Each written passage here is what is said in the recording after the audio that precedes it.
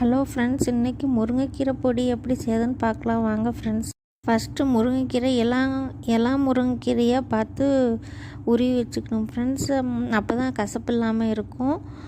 அப்படியே நம்ம மேலே அந்த பேபிஸ்க்கு போடுற கொசுவலை நெட்டு வச்சு ஒரு 10 டேஸ் அப்படியே காய வச்சோன்னா, இந்த மாதிரி நம்ம வீட்டிலே நிழல்லே காய வச்சோன்னா இந்த மாதிரி நமக்கு ட்ரையாக கிடைக்கும். கையில் தொட்டு பார்த்தாலே கொஞ்சம் முறுமுறுன்னு இருக்கும். அதுதான் அதுக்கு கரெக்டான பக்குவம்னு நினச்சிக்கணும்.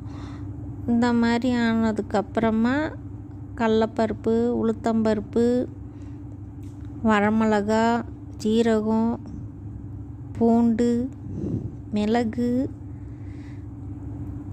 எள்ளு, பெருங்காயம் இதெல்லாம் தனித்தனியாக வீடியோவில் காமிச்ச மாதிரி இளமையான சூட்டில் மெதுவாக நல்லா பொன்னிறமாக வறுத்து எடுத்துக்கணும் ஃப்ரெண்ட்ஸ். தேவையான அளவு உப்பு போட்டுக்கணும். எல்லாம் தனியாக வறுத்து எடுத்ததுக்கப்புறமா ஸ்டவ்வை ஆஃப் பண்ணிவிட்டு அந்த இளமையான அந்த இளஞ்சூட்டுலேயே இந்த கீரையும் போட்டு நல்லா வதக்கி எடுத்து வச்சுக்கணும். கொஞ்சம் ஆறுனதுக்கப்புறம் மிக்ஸி ஜாரில் போட்டு நமக்கு கொரகொரப்பாக வேணும்னா கொரகொரப்பாக வச்சுக்கலாம், இல்லை ஃபைன் பவுடராக வேணும்னா பவுடரை அரைச்சி வச்சுக்கலாம்.